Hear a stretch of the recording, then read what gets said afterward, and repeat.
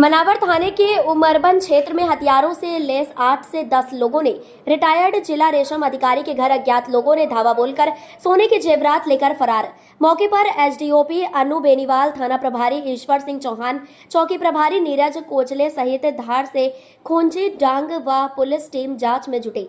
घर की दूसरी मंजिल पर सो रहे रेलम सिंह सोलंकी व उनकी पत्नी सुशीला सोलंकी की गर्दन पर हथियार लगाकर करीबन 30 से 35 तोले के सोने जेवर लेकर चोर फरार हो गए। रिटायर्ड अधिकारी रेलम सिंह सोलंकी ने बताया कि हम घर की दूसरी मंजिल पर हाल में सो रहे थे। रात में करीबन 1 बजे दरवाजे को तोड़कर बदमाश कमरे में घुस गए। घुसते ही पति पत्नी की नींद खुल गई। 2-3 बदमाशों ने उनके गर्दन पर हथियार लगाकर धमकी देकर माल के बारे में पूछ लिया एवं अलमारी एवं बिस्तर पेटी में रखा लाखों के जेवर, सोने के हार, कंगन, कान के झुमके सहित कीमती आभूषण ले गए। चोरों के जाने के बाद शोर मचाने पर लोगों को घटना की जानकारी हुई। घटना की जानकारी होने पर लोगों की भीड़ लग गई। पुलिस का कहना है कि अभी मामले की जांच पड़ताल की जा रही है। तहरीर के आधार पर मुकदमा दर्ज कर कार्रवाई की जाएगी।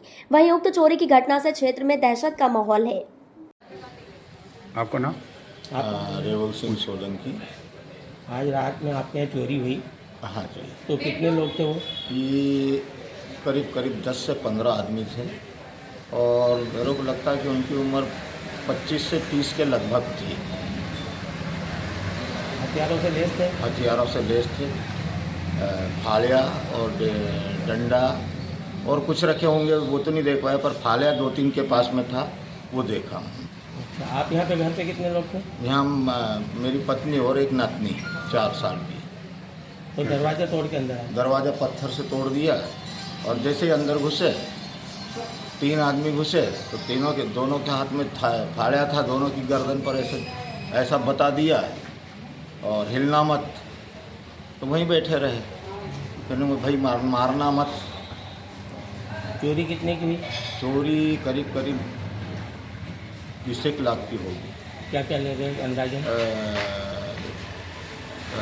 कंगरा ले गए हैं, बावटिया ले गए हैं और कड़ा ले गए हैं। नगद भी? झुमकी नगद नहीं था। नगद घर में अभी माता राम शांत हुई तो उसमें थोड़ा खर्चा हो गया तो नगद नहीं था। बस इसके अलावा दूसरा कुछ नहीं था। अच्छा मैम, उमरबंद में जो ये चोरी हुई आज रात में, इसमें कुछ पता चला है? रिपोर्ट लिखी क्या इन्होंने? उमरबंद क्षेत्र में कल रात को जो है एक चोरी हुई है, उसके केस में हम लोग इन्वेस्टिगेशन हमने शुरुआत कर दी है। रिपोर्ट लिखने का भी काम जो है शुरुआत हो चुका है और हमारी अच्छी इन्वेस्टिगेशन चल रही है। बहुत जल्दी इस अच्छे खबर की संभावना है। और कुछ कितने की चोरी चोरी हुई मैम? अभी वो लिखना बाकी है, तो जैसे जैसे ये बताएंगे उस हिसाब से हम लिखेंगे। तो अभी हमें पूरा नहीं पता लगा है कि कितनी अमाउंट रही है। इस वक्त की बड़ी खबर आ रही है मुरैना से। 3 करोड़ 50 लाख की शासकीय भूमि पर भाजपा नेता सहित अन्य लोगों के अवैध कब्जे को जेसीबी से हटाया। जौरा एसडीएम एवं तहसीलदार के निर्देशन में हुई कार्रवाई जिले भर में शासकीय जमीनों पर किए गए अवैध कब्जे को हटाने कलेक्टर अंकित अस्थाना के निर्देशों का पालन करते हुए जौरा तहसील के अंतर्गत एक भाजपा नेता सहित अन्य लोगों द्वारा लगभग 3 करोड़ 50 लाख की बेसकीमती शासकीय भूमि पर किए गए अवैध कब्जे को जेसीबी से हटाने की कार्यवाही की गई।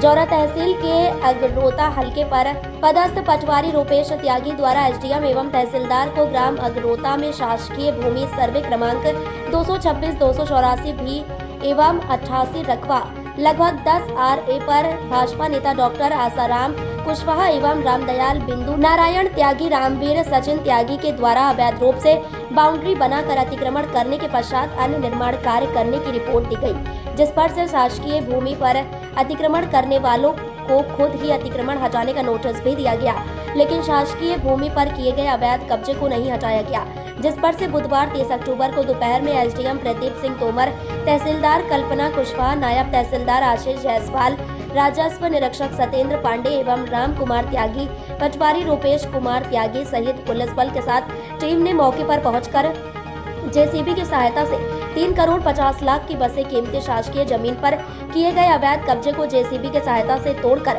शासकीय भूमि को मुक्त कराया गया। अतिक्रमण हटाने की कार्यवाही लगभग 1.5 से 2 घंटे चली। आज अतिक्रमण हटाने की कार्रवाई कहां पर की गई है और किन किन लोगों द्वारा शासकीय भूमि पर अतिक्रमण किया गया था, पता है? ये जोरा शहर से लगा हुआ गांव है अगरोता, वहाँ पे मेन रोड से लगी हुई जो जोरा सबलगढ़ रोड से लगी हुई ज़मीन थी, वो शासकीय ज़मीन है। उस पर सर्वे नंबर 226 है और सर्वे नंबर 88 है और एक सर्वे नंबर 284 है। ये तीनों शासकीय भूमि थी जिन पर 3-4 लोगों के द्वारा अलग अलग स्थान पर बनाकर अतिक्रमण करे जा रहे थे। बड़ी बेशकीमती भूमि है। अतिक्रमण जो बताया ग्रामीणों ने बताया, वहाँ पे पूछते पर पता पड़ा स्थल पे तो कोई नहीं आया था, लेकिन ये जो बताया गया कि इसमें कोई एक नारायण त्यागी हैं, सचिन त्यागी हैं और कोई आशाराम कुशवाहा, इनके द्वारा करीबन कुल ज़मीन करीबन 10,000 वर्ग फुट ज़मीन है और जो कि करीबन बाजारू मूल्य जिसका लगभग 3.5 करोड़ रुपए है, उस पर अतिक्रमण करा गया था। इंदौर क्राइम ब्रांच में फिर एक डिजिटल अरेस्ट का मामला आया सामने।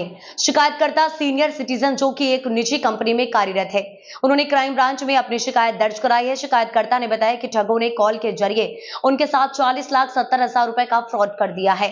पूरे मामले में जांच की जा रही है। इंदौर में डिजिटल अरेस्ट कर ठगी के मामले लगातार बढ़ते जा रहे हैं। ताजा मामला एडिशनल डीसीपी राजेश दंडोतिया ने बताया कि एक सीनियर सिटीजन घनश्याम जी ने शिकायत दर्ज कराई कि उनको बांद्रा पुलिस थाने से फोन आया था। कॉल करने वाले ने अपने आप को पुलिस अधिकारी बताया और कहा कि आपके केनरा बैंक अकाउंट में 2,60,00,000 रुपए का ट्रांजैक्शन हुआ है और केनरा बैंक के मैनेजर को हमने गिरफ्तार कर लिया है। उनके घर की तलाशी के कई पासपोर्ट मिले जिसमें आपका भी पासपोर्ट मिला है और जो पैसा अपने अकाउंट में आया है जिसका 15% आपको कमीशन मिला है, ये पैसा मनी लॉन्ड्रिंग के तहत आया है और सीबीआई आपको भी गिरफ्तार करने आ रही है। फ़ोन करने वाले ने कहा कि हमारे अधिकारी से बात कीजिए और फिर दूसरे बदमाश ने उनको व्हाट्सएप पर वीडियो कॉल गिरफ्तारी का डर दिखाकर कहा कि आरबीआई की गाइडलाइन के अनुसार आरबीआई का एक बैंक अकाउंट है, उसमें आप पैसा ट्रांसफ़र कर दो। यदि आपका पैसा लीगल हुआ तो आपकी रकम आपको लौटा दी जाएगी। जिस पर पीड़ितों ने 40,70,000 रुपए उस अकाउंट में ट्रांसफ़र कर दिए। बाद में पता चला कि उनके साथ फ्रॉड हुआ है। उनकी शिकायत पर इंदौर क्राइम ब्रांच में मामला दर्ज कर जिस नंबर से कॉल आया था और किस अकाउंट में पैसा ट्रांसफ़र हुआ है उसकी जांच शुरू कर दी है। क्राइम ब्रांच में एक डिजिटल अरेस्ट का मामला सामने आया है जिसमें कि फरियादी जो घनश्याम जी हैं उनके द्वारा रिपोर्ट कराई गई थी। वो सीनियर सिटीजन है। उनके द्वारा ये बताया गया कि वो उनके पास एक कॉल आया था बांद्रा पुलिस स्टेशन से। उनके द्वारा बताया गया बांद्रा पुलिस स्टेशन से बोल रहा हूँ मैं, और आपका जो बैंक अकाउंट में ये 2,60,00,000 रुपए का ट्रांजैक्शन हुआ है।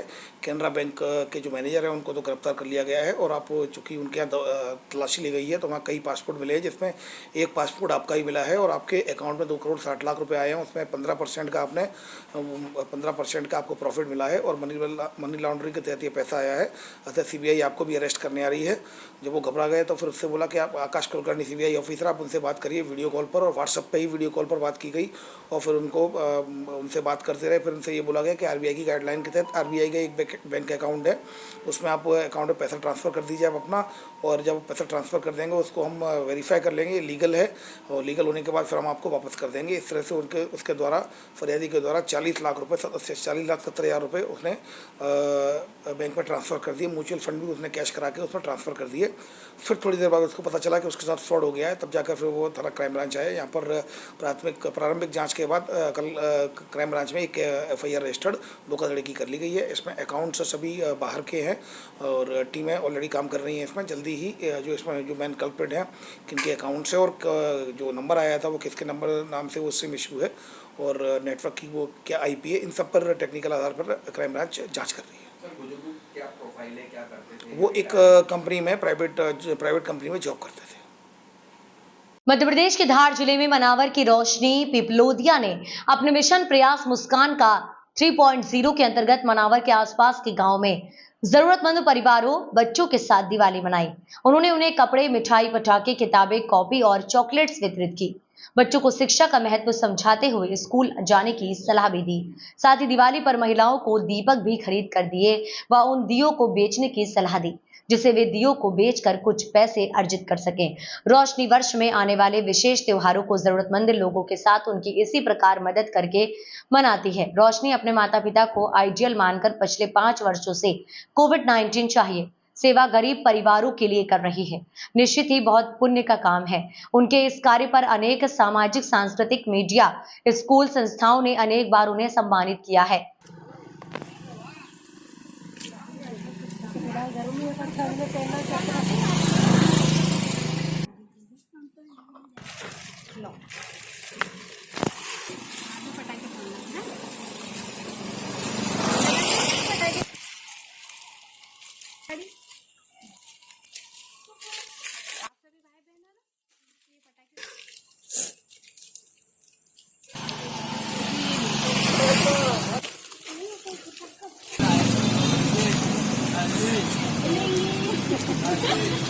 स्कूल जाओगे कि नहीं जाओगे? नहीं जाओगे तो पटाखे नहीं मिलेंगे। मैं उनको दे देती, आप जाते हो उसको जो पढ़ने जाते हैं ना उनको दूंगी।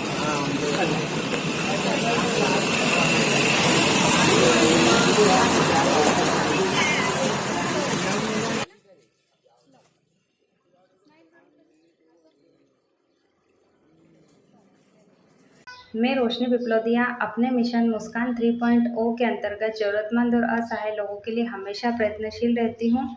चूँकि दिवाली वर्ष का सबसे बड़ा और ख़ास त्यौहार होता है, लेकिन ऐसे त्यौहार पर भी कुछ ऐसे ज़रूरतमंद और असहाय लोग होते हैं जो अपनी आर्थिक स्थिति ठीक ना हो पाने से दिवाली नहीं मना पाते हैं।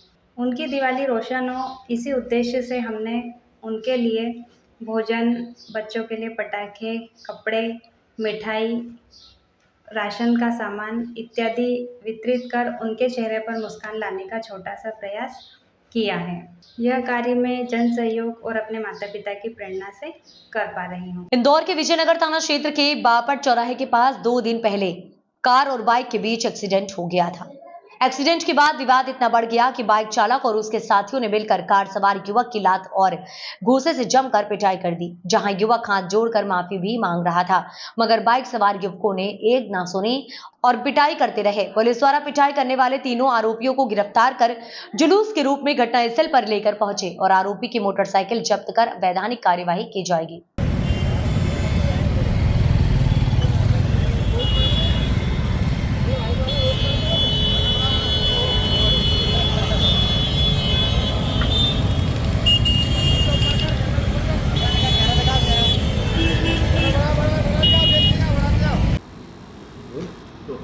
सर, एक मारपीट का वीडियो सोशल मीडिया पर चल रहा था, उन आरोपियों को पकड़ के गिरफ्तार किया गया है, क्या है पूरा मामला? ये 28 तारीख को दरमियान रात एक बापट चौराहे के पास एक्सीडेंट के बाद एक रोड रेज में लोगों के झगड़े हुए थे, जिसका वीडियो वायरल हुआ था, जिसमें विधि अनुसार मुकदमे पंजीबद्ध हुए विभिन्न धाराओं में। उसमें तीनों के तीनों आरोपियों की कल गिरफ्तारी की गई और उनको घटनास्थल पर विवेचना हेतु ले जाया गया। वहां से उनके मोटरसाइकिल और अन्य साक्ष्य एकत्रित किए गए हैं और उन पर विधिवत कार्रवाई हो रही है। इंदौर एयरपोर्ट अथॉरिटी को ईमेल के माध्यम से एक धमकी भरा मैसेज आया है। इंडियन एलायंस एयर की फ्लाइट है 3636 जो कि इंदौर से दिल्ली और मुंबई उड़ान भरती है, जिसको लेकर इंदौर एयरपोर्ट की सुरक्षा बढ़ा दी गई और साथ ही दिल्ली से आई फ्लाइट और यात्रियों की चेकिंग की जा रही है।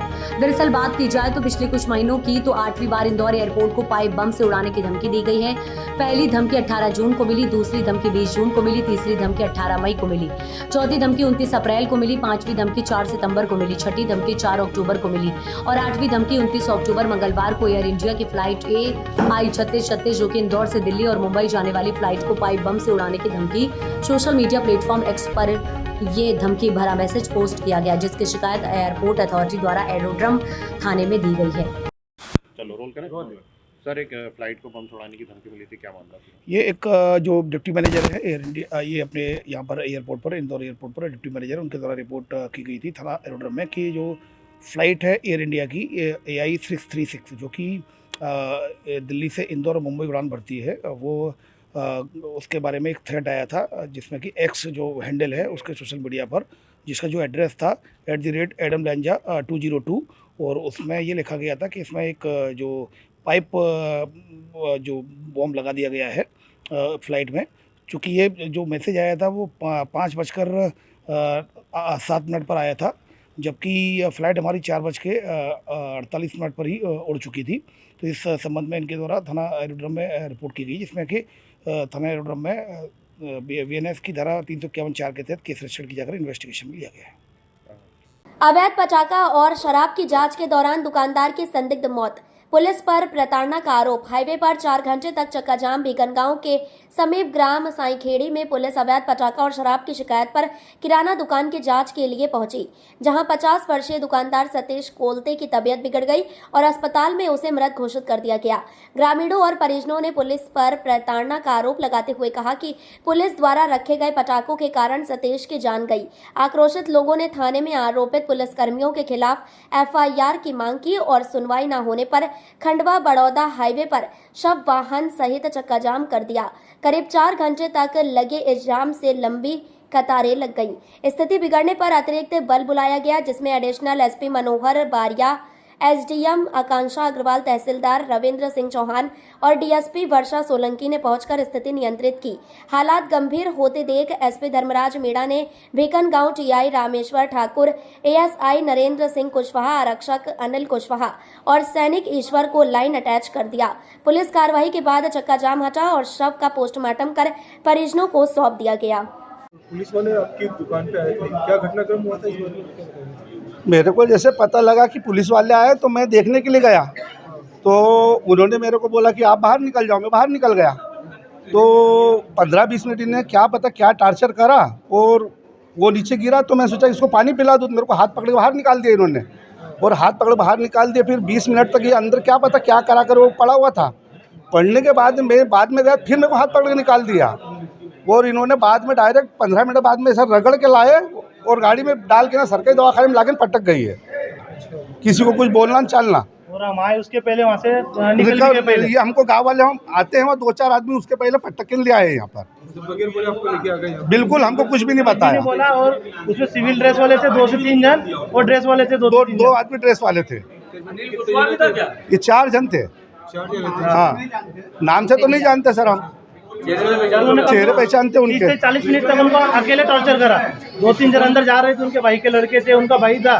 मैं खुद भी वहाँ पर खड़ा था। मैंने कहा सर आराम से बैठ के बात करो, आपको जो भी कार्रवाई करना है करो। ये बोले हम फटाकों की दुकान नहीं रख सकते, तो बच्चों के बेचने के हिसाब से वो फुलझड़ी थी, तो बोले तुम्हारा केस बनेगा तो वो केस बना लो। तो इन्होंने गाड़ी में से 2-3 थैली फटाके निकाले, दुकान में रखे। इनके पास थैलियाँ कैसे लाए होंगे ये, इन्होंने रखी वहाँ अंदर और फिर इन्होंने उसको टार्चर करा। हमको बोले पैसे की मांग कर, इतने पैसा दो, त्योहार है। गाड़ी में से निकाल, इन्हें गाड़ी में से निकाले, हमारे सामने निकाले, हम देख रहे और हम बोलने लगे तो हमको बोले आप चुपचाप रहो, तो आपको गाड़ी में बिठा ले जाएंगे। बोले आने के बाद क्या हुआ? क्या हॉस्पिटल आए? हॉस्पिटल आने के बाद ये रवाना हो गए। हमने देखा हमारे भाई की हालत, तो वो तो जब तक शांत हो गए थे, मतलब ये वहीं से मृत लाए हो। क्या नाम है? मेरा नाम राजेश देवदास कोलते। क्या लगता है आपको? मैं उनका बड़ा भाई हूँ। नमस्ते, मैं BMO भीकनगांव। हमारे पास में एक मरीज़ लाया गया था, वो भी आरक्षकों के साथ में आए थे। जब मरीज़ लाए गए थे, उनके साथ में आते टाइम आरक्षक थे।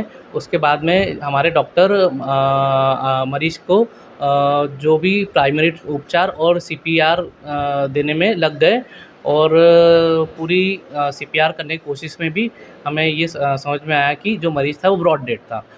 तो जब तक हम पुलिस सूचना भेजते तब तक पुलिस के कोई भी आरक्षक यहाँ उपस्थित नहीं थे और अभी हमने पुलिस सूचना भेज दी है और आगे जो भी होगा वो कार्रवाई की जाएगी। साइकिल में घटना घटी जिसमें युवक की मृत्यु हुई, क्या है? ये उसका अभी मर्ग कायम के लिए अभी भिजवाया है और ASI नरेंद्र कुशवाहा, आरक्षक अनिल कुशवाहा और सैनिक ईश्वर और थाना प्रभारी को इसके लिए लाइन संबद्ध किया गया है। उनकी खिलाफ जो परिवार के लोगों द्वारा आरोप लगाए उसकी जांच करके आगे कार्रवाई की जाएगी। सर, पूरा घटनाक्रम क्या था? घटनाक्रम ये था कि वो वहाँ पे चेकिंग के लिए गए थे शराब और फटाके की सूचना पर। तो उसके बाद एक पाटिल नाम का व्यक्ति है, उसको तकलीफ होने लगी स्वास्थ्य संबंधी, तो उसको लेके अस्पताल लेके आए।